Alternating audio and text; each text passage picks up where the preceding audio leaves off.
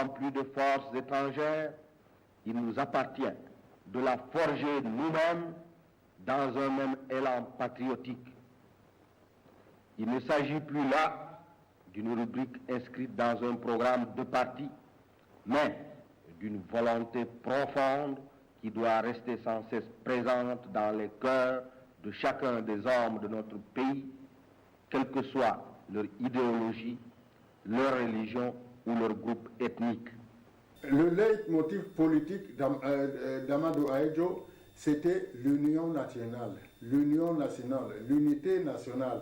Alors à chaque discours, il parlait de l'unité nationale, de l'union nationale, de l'intégration des Camerounais. Au commencement était le discours. La paix restaurée dans le pays, il fallait réorienter le Cameroun vers le développement comme tâche prioritaire. Mais ces structures trop lourdes restaient un handicap. D'où l'idée d'instituer une république unie.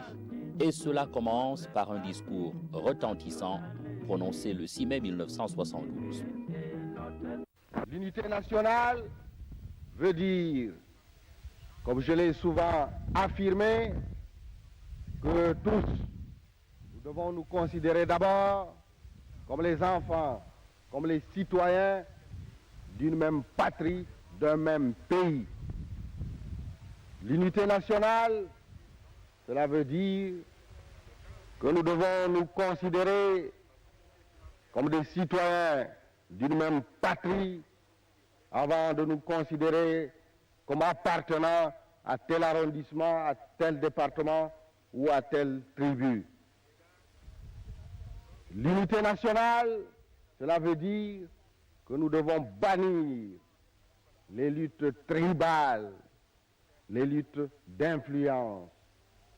Le 6 mai 1972 était d'abord, comme je vous disais, une grande journée, mais une journée d'inquiétude, de panique pour une grande partie de notre élite. Et c'est une journée aussi de joie pour l'ensemble du pays. Pourquoi panique? Parce que cette journée, là où nous sommes tous réunis, quand le président de la République annonçait qu'il décidait de supprimer l'État fédéral pour essayer de mettre la République unie du Cameroun, ceci a semé la panique sur d'abord tous les gouvernements des États fédérés. Effectivement, les premiers ministres des États fédérés tombés, leur cabinet tombé. Effectivement, les assemblées législatives des États fédérés tombées, leurs députés tombés, et ceci est un désarroi. Mais il y a aussi une journée d'espoir, parce qu'avec la renaissance de la République unie du Cameroun, à ce moment-là, on sentait qu'il n'y aura plus de clivage, ni dans le gouvernement, ni dans les assemblées.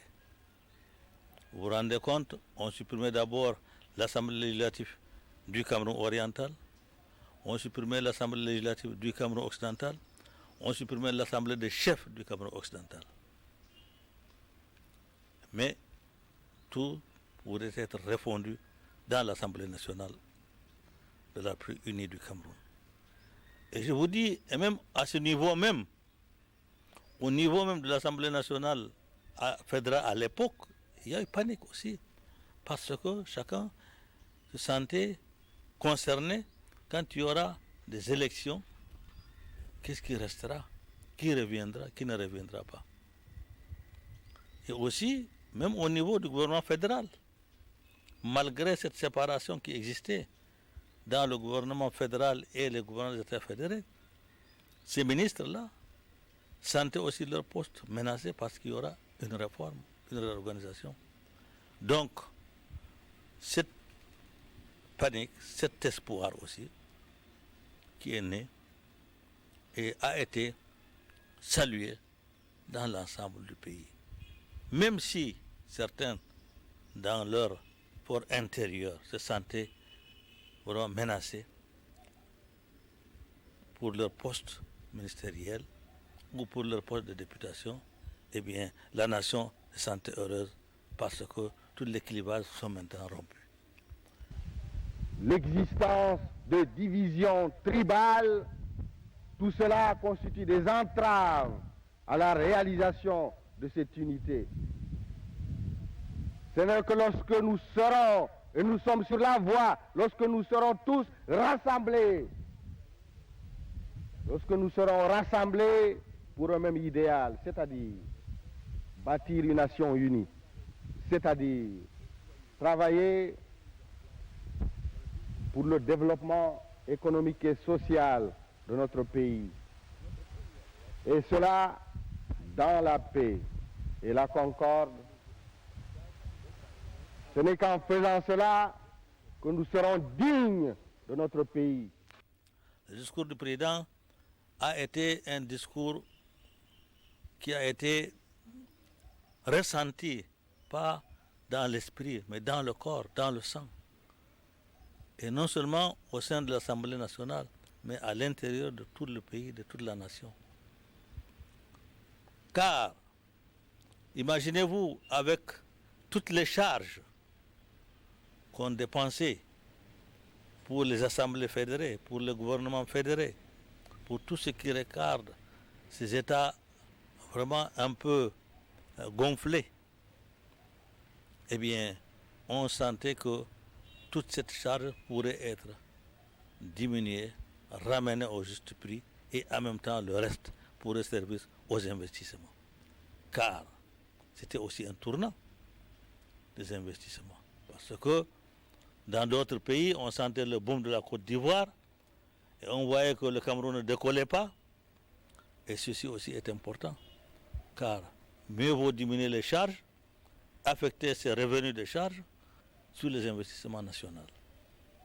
Et ceci aussi a été une raison valable et importante pour la suppression des États fédérés.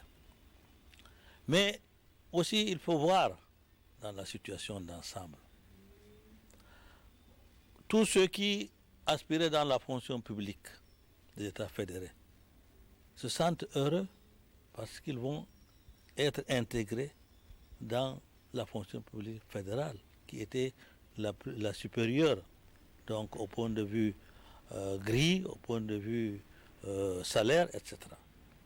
Et ceci aussi a été un espoir très important et ça a été aussi résolu puisque tous les fonctionnaires des États fédérés ont été réintégrés dans la République unie du Cameroun. À partir de ce moment-là, vous avez dans l'ensemble du pays beaucoup de joie, plus de joie que de panique, plus d'espoir vraiment que de déception. Les documents et les acteurs de l'unification du Cameroun sont rares. Vice-président d'abord, présidente ensuite de la commission des lois constitutionnelles à l'Assemblée nationale pendant 23 ans, Moussa Yaya Sarki Fada fait figure d'exception. Fidèle parmi les fidèles du président Amadou Ahidjo, il était au cœur des tractations les plus secrètes. Le président de la République, à l'époque, M. Ahidjo, a créé un petit comité. Un comité très restreint, lui-même en tant que président de la République, son secrétaire général, M. Paul Biya, le secrétaire général adjoint, M. Sengakou, l'inspecteur fédéral du Nord, Ousmane May, et moi-même. Une petite commission pour commencer une mouture de la future constitution. Et celle-ci, nous avons été, comme d'habitude, discrets. Et même pour donner une petite anecdote, c'est M. Ousmane May qui a même dactylographié cette mouture comme secrétaire. Il s'est rappelé qu'il avait été écrivain-interprète, donc il avait appris à dactylographier dans le secrétariat des colons. Et à ce moment-là, c'est lui qui a dactylographié la mouture. Tout a été discret, ferme. Et en même temps aussi, le président de la République, sur la proposition du président Paul Biya, a demandé à ce qu'on puisse consulter le professeur Duverger. Et une mission est allée le consulter en France pour essayer de faire la bonne mouture. Donc, ces décisions qui sont prises toujours, comme tout le temps, les grandes décisions se prennent la nuit et que dans l'ensemble, tout discret, tout sérieux, jusqu'à ce que nous avons peaufiné et que nous avons sorti la Constitution de 1972. Le président Ahidjo préparait toujours les grands événements et il préparait l'opinion nationale pour des événements importants comme ça. Il préparait ça d'une manière très sérieuse, mais il préparait ça petit à petit, c'est-à-dire que les tournées qu'il faisait au Cameroun, la tournée qu'il avait faite au Cameroun occidental, lui avait permis de contacter l'opinion et de se rendre compte de ce que l'opinion était globalement favorable. Et pourtant, les historiens disent qu'un an avant, en mai 1971, le président Ahidjo avait fait une visite dans quelques villes de ce qu'on appelait alors le Cameroun occidental, et que Nzoé Kangaki lui avait dit, Monsieur le Président, pour alléger le budget de fonctionnement des États fédérés, du Cameroun fédéral, de l'État fédéral, il faut instituer un État unitaire. Le président lui aurait répondu, vous ferez ça après moi. Il avait bien caché le secret, non? Il avait bien caché, parce que l'opinion publique du Cameroun souhaitait la réunification et surtout l'État unitaire, parce que l'État fédéral était très lourd pour le budget du pays.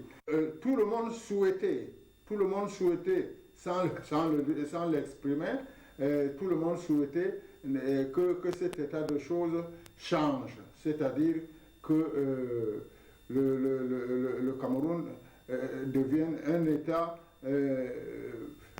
qui doit supporter un budget moins lourd que celui que lui imposaient toutes ces structures. Toutes les structures dont je viens de parler. S'il subsiste des rescapés de cette époque, Moussa Yaya Sarki Fada et Félix Sabal Leko en sont, comme en témoignent les photos.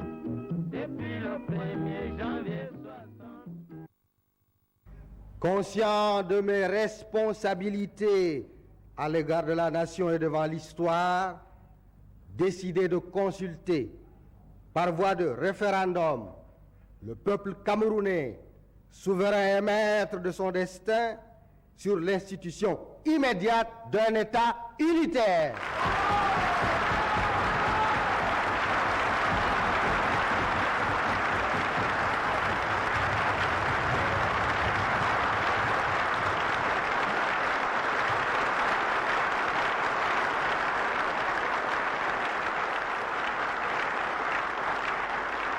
Président Sabal Leko, vous êtes aujourd'hui l'un des derniers acteurs encore accessibles de ce qui s'est passé ce 20 mai 1972. Il y en a certains encore, le président Paul Biya lui-même, naturellement, mais aussi Moussa Yaya, Enoch Kwayep, Jean Kecha et probablement quelques autres. Mais le cercle, il faut bien le reconnaître, se réduit. Que vous disiez-vous entre vous? Quel contenu donniez-vous à la notion d'unité? Le Cameroun uni, pour nous, c'était d'abord une nécessité. Une nécessité parce que avec, nous avons obtenu notre indépendance. Nous n'avons pas obtenu notre indépendance avec facilité et dans la paix. Oui. Et il y avait beaucoup de divisions. Il y avait les extrémistes de gauche et il y avait les modérés. Alors on ne s'entendait pas. On n'appréciait pas la position, par exemple, des gens de l'extrême gauche c'est-à-dire les UPCistes. Oui. Parce qu'il y avait Mais ils avaient quand même été les premiers à demander l'unité, l'unification. C'était dans leur programme avant même l'indépendance, non? Il faut reconnaître que le problème de l'unité nationale était l'un des leitmotifs de l'UPC. Mais dans le sens où le Cameroun deviendrait indépendant sous leur égide. Alors, Président Sabal Leko, est-ce que donc l'unité pour vous, c'était d'abord une entente entre l'élite qui combattait soit pour l'indépendance, soit simplement pour le contrôle du pouvoir? C'était ça l'unité? Et quelle était la place de la base du Camerounais de tous les jours dans vos préoccupations? L'unité nationale pour nous, c'était effectivement l'affaire de l'élite, parce que c'est l'élite qui donnait un sens au mot unité nationale. La base ne pouvait que suivre. Nous suivre. Alors pour nous, l'unité nationale, au fond, c'était ça visait effectivement le pouvoir. Le pouvoir dans ce sens que une fois unis, eh bien, on se regroupe autour d'une organisation politique qui rassemble les citoyens pour faire marcher le pays. Et cette organisation était déjà en 1972 l'Union nationale camerounaise. C'est ça. L'Union pour nous, c'est un ensemble des éléments disparates qui doivent constituer une entité intéressant soit les individus, soit les groupes d'individus ayant le même idéal affectif et surtout les mêmes intérêts. Alors pour nous, l'intérêt, c'était le pouvoir. Alors nous parlions donc de l'union dans le sens du pouvoir. L'unité nationale a toujours été une affaire de peuple.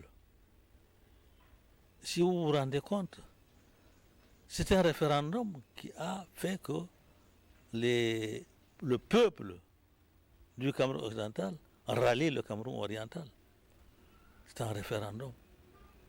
Donc, pour changer cette constitution, aussi a été un référendum sur l'ensemble du territoire.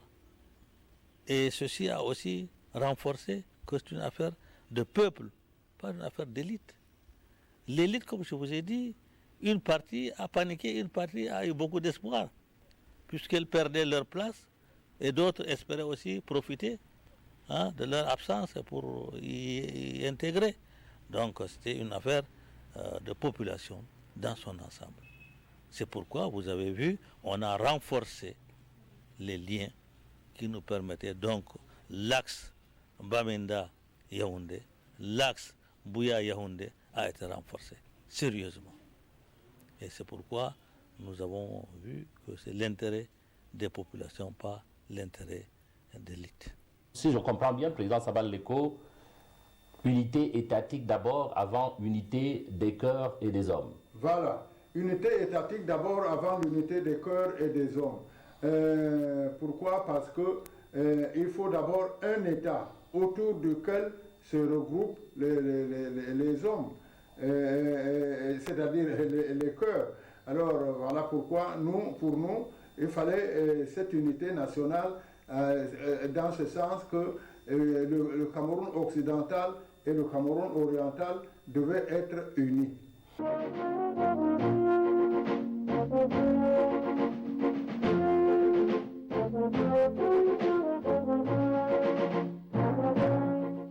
Sabal Leko, on va marquer une pause en écoutant le Camerounais de tous les jours que nous avons rencontré ici à Bertois. Il apprécie à sa manière le chemin parcouru entre l'idéal d'unité nationale tel que vous l'avez défini en 1972 et la réalité d'aujourd'hui? Oui, je suis à Berthois depuis 15 ans et je me sens très très bien à l'aise à Berthois. La communauté autochtone de Berthois est très très réceptive à tous les étrangers qui peuvent s'implanter à Berthois. Je me sens très bien et j'ai été même sollicité dans le temps pour être conseiller municipal. L'unité nationale en tant que telle, je pourrais apporter une autre explication. C'est que les autres communautés qui vivent avec la communauté villageoise ou autochtone de l'Est, l'intégration n'est pas évidente, mais il s'agit beaucoup plus d'une coexistence pacifique entre plusieurs tribus. Moi, je suis de l'Ouest, les gens de l'Ouest amènent leur culture ici et ne font aucun effort pour intégrer cette culture à celle des gens de l'Est. Depuis 4 ans que je suis ici, je n'ai vraiment pas de problème avec les autochtones d'ici, parce que je me sens vraiment chez moi ici, étant d'ailleurs originaire du département du Rognon. Je n'ai vraiment rien à reprocher de ça aux gens qui sont ici. Nous nous retrouvons avec des communautés venant des horizons différents qui vivent en harmonie. Et c'est ce vécu quotidien qui peut nous permettre d'affirmer que l'unité est en train de se vivre. L'unité devient de plus en plus, chaque jour, une réalité. Nous avons parcouru un certain nombre de contrées dans ce pays et chaque fois qu'on s'est retrouvé quelque part dans notre métier, dans notre travail, on a toujours travaillé comme si on était exactement dans notre village ou dans notre ville. Et surtout, d'une manière ou d'une autre, les gens nous ont accueillis sans véritablement vous rejeter. Je pense sincèrement que l'unité nationale au Cameroun, c'est une réalité. Est-ce qu'on est à plus de 300 tribus qui cohabitent aujourd'hui pacifiquement? Au lycée classique, enfin, dans mon lieu de service par exemple, on a des professeurs qui viennent d'horizons divers. Nous avons les professeurs de l'Ouest, du centre, de l'Est, des anglophones qui enseignent l'anglais, donc il n'y a pas de problème. Quand on est dans la ville, il peut arriver qu'on se retrouve avec par exemple des voisins qui sont anglophones, on essaie de dire quelques mots en anglais, même comme on n'est pas...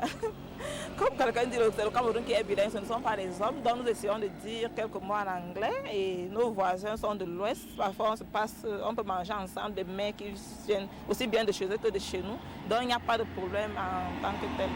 Ça va et nos relations sont vraiment bonnes et harmonieuses. J'ai déjà passé 17 ans dans la province de l'Est, je suis déjà comme un gars de l'Est. On vit comme dans mon village, quoi. Je n'ai pas de problème. Donc, nous nous respectons et tout ça, on respecte les traditions de la localité.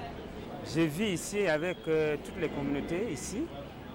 Il est vrai que cette unité, nous ne devons pas dormir parce que ça devrait être la conquête de tous les jours, parce que ce qu'on a bâti en 50 ans peut être détruit en un jour. En ce qui concerne la vie en communauté, elle se passe très bien, et surtout que vous voyez, je pouvais parler du côté du sport, parce que là nous évoluons au club 2-0 côté au stade de Berthois. Bon, nous avons toutes les couches, puis tous les revenants du monde entier. Bon, nous avons ceux qui sont de l'ouest, du sud-ouest, du nord, voire même des expatriés. Donc tout le monde se sent à l'aise là-bas et puis ici, chez nous, je crois qu'il n'y a pas de problème. Ça fait depuis 31 ans que je vis dans cette province, que je vis dans cette ville de Berthois. Toutes les races de la province de l'Est se trouvent ici dans la ville de Berthois. On se collabore très bien. Quand il y a à manger, on mange ensemble, on boit ensemble. Il n'y a pas d'inquiétude.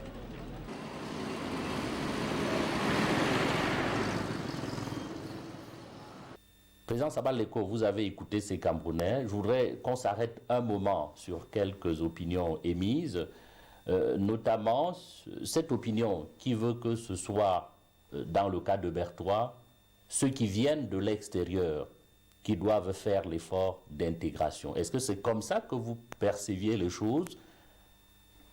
Oui.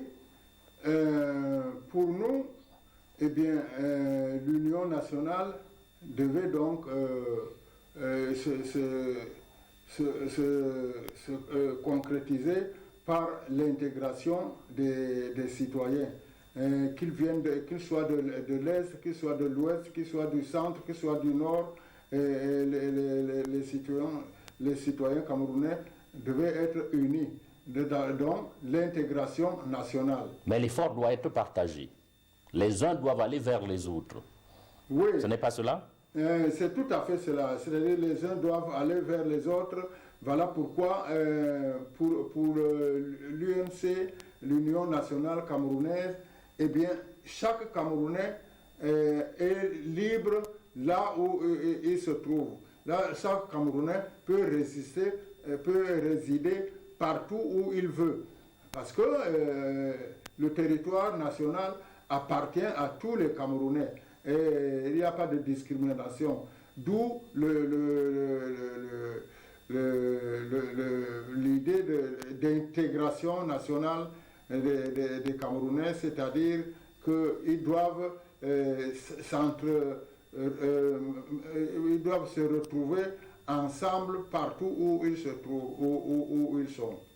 Et que chacun se sente un peu chez lui, quel que soit le lieu de son affectation. Où il se trouve. Oh, ouais. Alors ici à Bertoua, président Sabal Leko, pour reprendre cet exemple, est-ce que vous sentez que les communautés locales accueillent de bon cœur celles qui viennent de l'extérieur? Bertoua, la ville de Bertoua par exemple, à l'image du Cameroun même, a embrassé l'idée d'intégration nationale. Si bien que ici à Bertoua, il y a plusieurs quartiers. Quartier Aoussa, quartier Bamileke, quartier anglophone. En fait, presque toutes les tribus se trouvent à Bertoua. Et c'est un truiste de dire que Bertoua est une ville cosmopolite qui reçoit, qui accepte et qui abrite toutes les ethnies venant de tous les coins. Et on va même plus loin, c'est-à-dire qu'il n'y a pas que les Camerounais, il y a même des étrangers dans Bertoua, des non-Camerounais. On a même vu ici un maire dont la filiation remonte à très loin, hors du Cameroun. Voilà, c'est ça. De telle sorte que Bertoua est une ville où vous trouvez toutes les tribus. Toutes les composantes du Cameroun. Toutes les composantes du Cameroun qui se coudoient sans problème, sans distinction de provenance. Bertoua est une ville qui accueille tout le monde. Tout le monde. Président Sabal Leko, je voudrais que vous commentiez également cette déclaration que nous avons entendue tout à l'heure, à savoir que c'est le Cameroun qui est bilingue, ce ne sont pas forcément les Camerounais qui sont bilingues. Je ne pense pas que ce soit comme ça, parce que le gouvernement camerounais, l'un des leitmotifs du gouvernement camerounais, c'est que le bilinguisme soit une réalité. Une réalité nationale. Puisque... pas seulement dans un discours. Partout, dans les discours, le président Biya, par exemple, insiste là-dessus, et dans les administrations, tout est écrit en français et en... C'est vrai que ce n'est pas toujours systématique, ce qui est dommage. Ce n'est pas toujours systématique. Il y a la formation, il y a le bilinguisme, il y a les cours de français et d'anglais qui se donnent à Yaoundé pour les ministres, pour les députés, pour les simples citoyens. Pourquoi? Parce que l'idéal est que tous les Camerounais deviennent effectivement bilingues. Donc ce n'est pas, moi je pense que ce n'est pas seulement une affaire de Cameroun, mais c'est une affaire de tous les citoyens camerounais. Et des citoyens comme Sabal Leko, qui ne parlent pas anglais, parce que nous n'avons pas eu le temps d'apprendre la langue, ce n'est pas notre faute, c'est notre malheur. Eh bien, c'est très regrettable, parce que maintenant, toute la jeunesse camerounaise, le gouvernement et les services publics, les responsables des services publics, tout le monde est bilingue. Donc le bilinguisme est une affaire nationale, effectivement, ici au Cameroun. Ce n'est pas seulement le Cameroun, mais les citoyens camerounais considèrent comme un idéal important de parler. C'est une honte quand on ne sait pas parler les deux langues à la fois. C'est une honte. On déplore cet état de choses quand on n'arrive pas à parler les deux langues officielles à la fois. Je ne me dissimule pas que l'on puisse s'interroger sur le sort du bilinguisme et du pluriculturalisme au sein du nouvel État. Je déclare solennellement que l'un et l'autre doivent être maintenus et développés parce qu'ils constituent des instruments de notre ouverture au monde et surtout que désormais, ils sont partie intégrante de notre héritage historique et forment des traits originaux de notre personnalité nationale. Je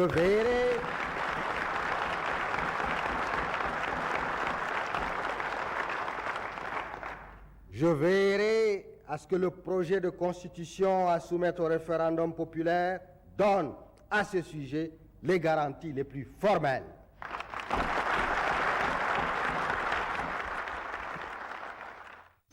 Cette réforme a également donné la possibilité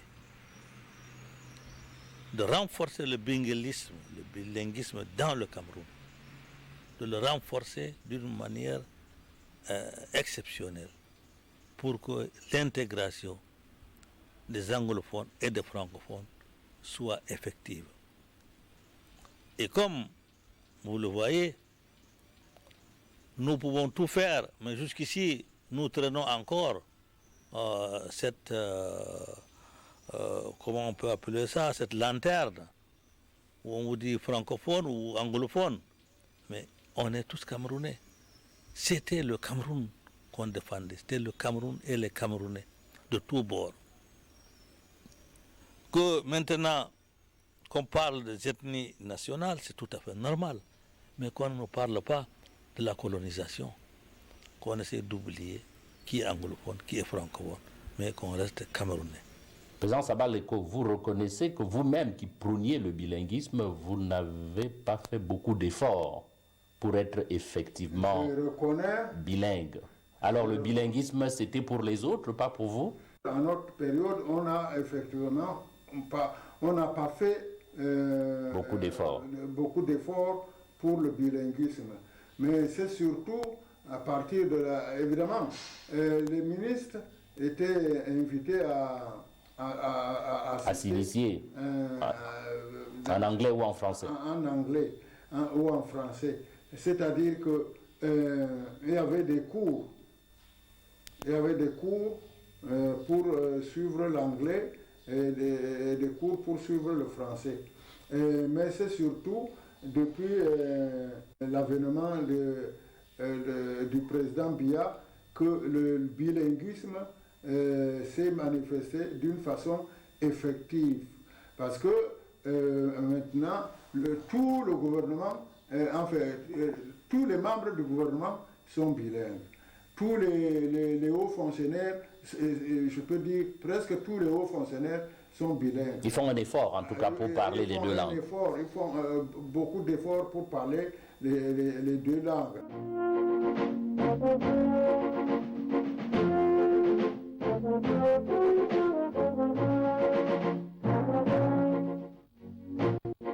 Président Sabal Eko, nous avons écouté les Camerounais pour vérifier un peu ce qui a été fait entre le discours et la pratique de l'unité. Je voudrais vous inviter à relire quelques passages de Pour le libéralisme communautaire, voir un peu les propositions que formulait le président et ce qui a été fait dans la mise en pratique de ces propositions.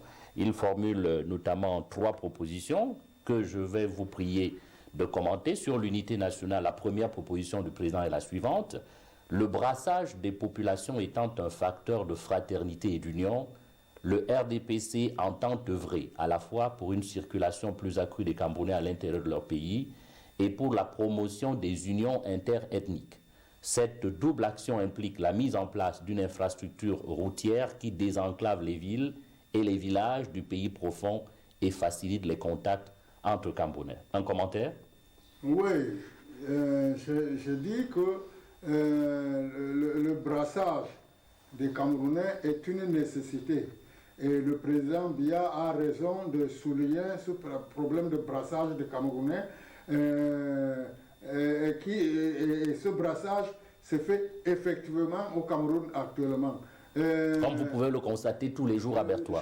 C'est ce que je constate tous les jours dans ma vie quotidienne à Bertoua. Il y a vraiment ce brassage. Et même au marché, on sent que les pauvres femmes qu'on appelle les Bayams s'entendent entre elles, font leur commerce sans quelle que soit leur origine. Sans discrimination, quelle que soit leur origine, eh bien, elles se sentent toutes camerounaises. Et dans la ville également, c'est comme ça. Il y a donc ce brassage qui est effectif et l'intégration nationale dont parle le président Biya n'est pas un vain mot. Alors la deuxième proposition du président est la suivante. Dans le souci de réduire les sentiments d'appartenance clanique et régionale allant dans le sens contraire de l'édification de l'unité nationale, il importe que, par une judicieuse politique d'urbanisation, les quartiers de nos villes perdent leur coloration ethnique. De la même manière, devra être découragée la reproduction en miniature dans les villes de l'organisation politique ethnique traditionnelle. Quel est le constat ici à Bertoua par rapport à ces idées du président? Eh bien, moi je constate que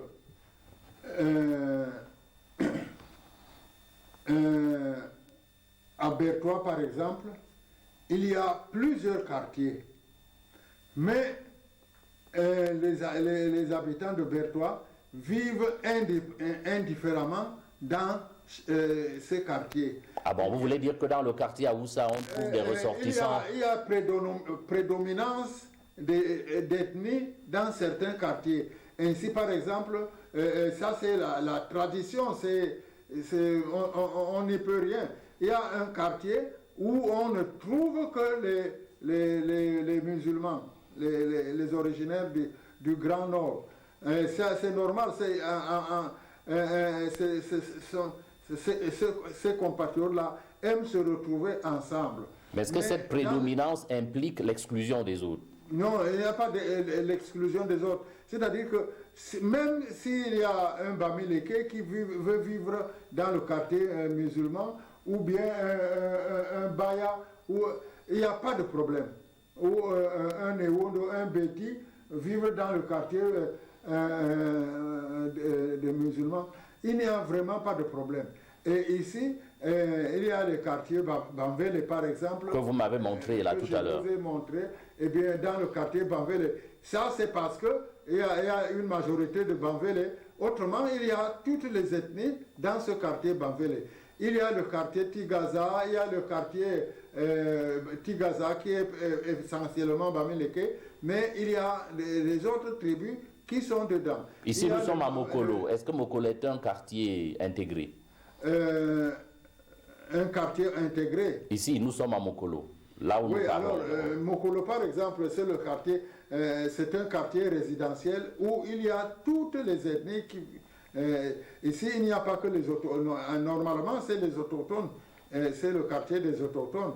Mais il y a toutes les tribus qui résident ici. Alors moi qui viendrais de loin, est-ce que vous me donneriez facilement un lopin de terre à Mokolo? Eh bien, le problème est que les terres sont tellement occupées à Mokolo qu'il n'y aurait pas de place. S'il y avait de la place, eh bien, je vous donnerais facilement un lopin de terre à Mokolo, sans problème. comme je disais tout à l'heure, c'est un quartier où se trouvent presque toutes les ethnies du Cameroun. Voilà, on va terminer par la troisième proposition que fait le président de la République. Je rappelle que c'est dans Pour le libéralisme communautaire, le livre apparu en 1987 aux éditions Pierre-Marcel Fabre. Nous étions encore dans le contexte du parti unique.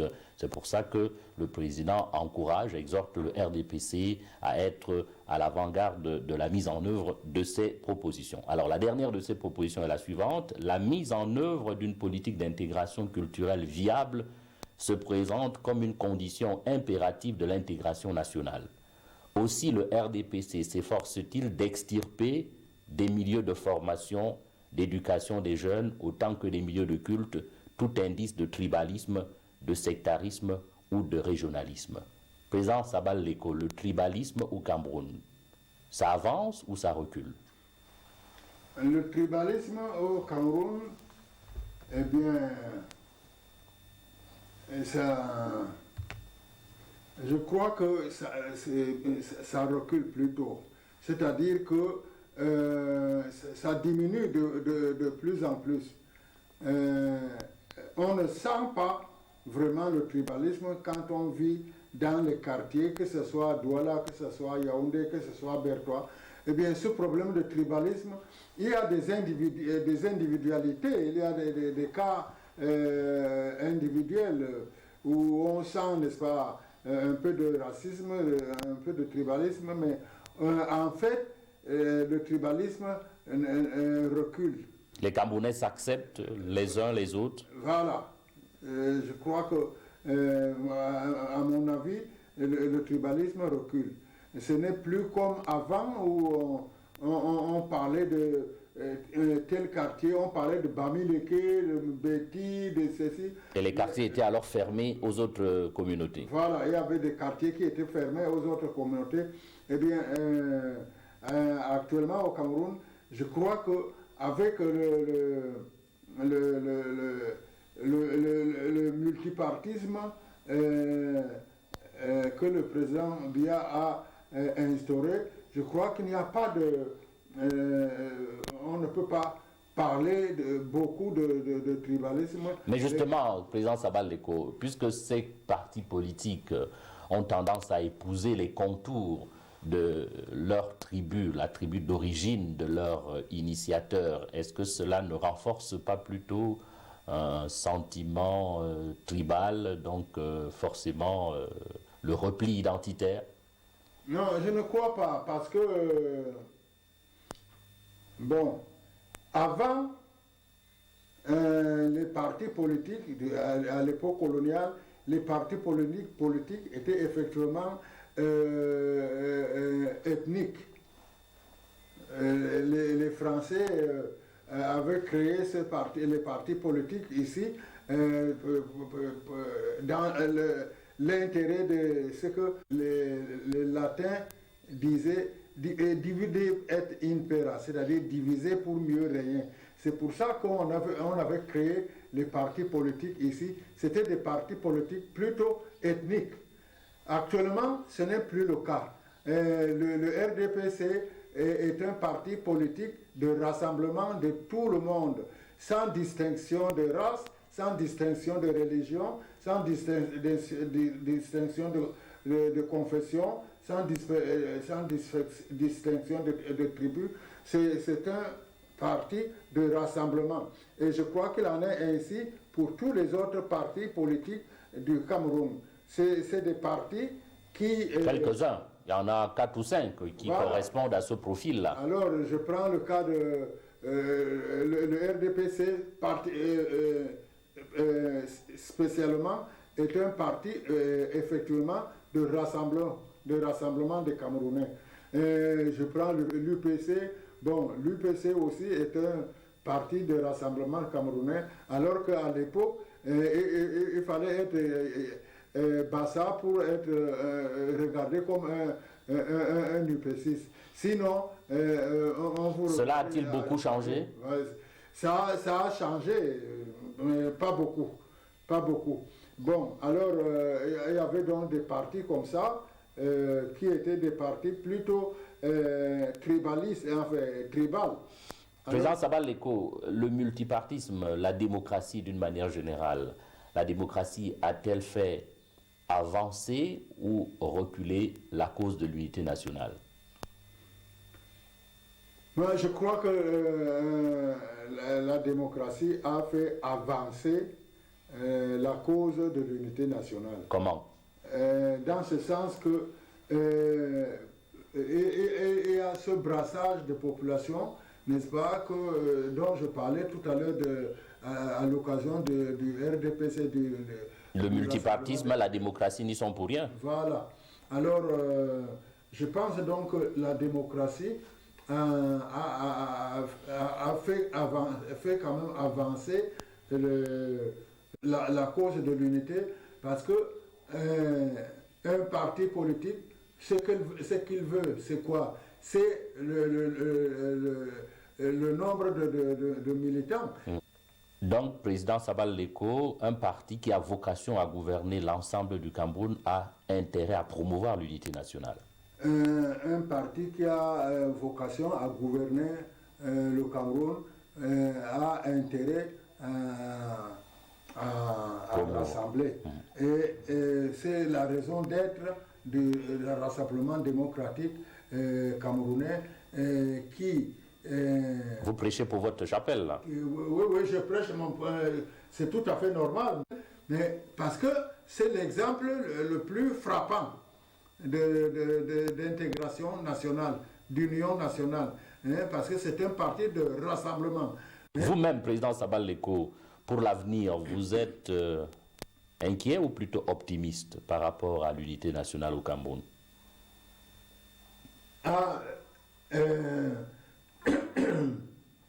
Je suis plutôt optimiste. Je suis plutôt optimiste parce que les choses se forgent avec le temps. Je pense qu'avec le temps, avec la doctrine d'un parti comme le RDPC, qui est un parti de rassemblement, si les gens suivent cette doctrine, si les gens mettre cette doctrine en pratique, eh bien, petit à petit, je crois que le tribalisme pourra enfin diminuer. Et ça, pas complètement, parce qu'un pays comme la France, eh bien, la France est un pays uni, mais il y a quand même, il y a des distinctions. Il y a les Bretons qui sont fiers de leur identité. Les Corses et les provinciaux, je peux même dire les Alsaciens. Alors, c'est dire qu'au Cameroun, eh bien, il y a des différences, d'accord, ça ne peut pas disparaître totalement, ce n'est pas possible. Mais il faut que les hommes politiques s'arrangent à prêcher, n'est-ce pas, l'union nationale, s'arrangent à prêcher l'intégration nationale, c'est-à-dire le brassage des populations. Et c'est ce que fait le RDPC, dont je suis un militant, comme vous disiez tout à l'heure, M. Charles Ndougo. Eh bien, je prêche parce que c'est un exemple qui doit être suivi par les autres partis politiques qui ne travaillent que pour leur clocher, pour leur... il faut leur laisser le temps quand même. C'est ça. Et il faut leur laisser le temps. Mais je crois que ça doit commencer. Ça doit commencer. C'est le premier pas qui compte. Et c'est ce premier pas. Mais depuis le président Aïdjo jusqu'au président Biya, eh bien, notre parti politique a toujours été un parti qui parle de l'intégration nationale, qui parle de l'unité nationale, qui parle de l'union nationale. Eh bien, il faut que tous les autres partis politiques fassent autant, sans attendre.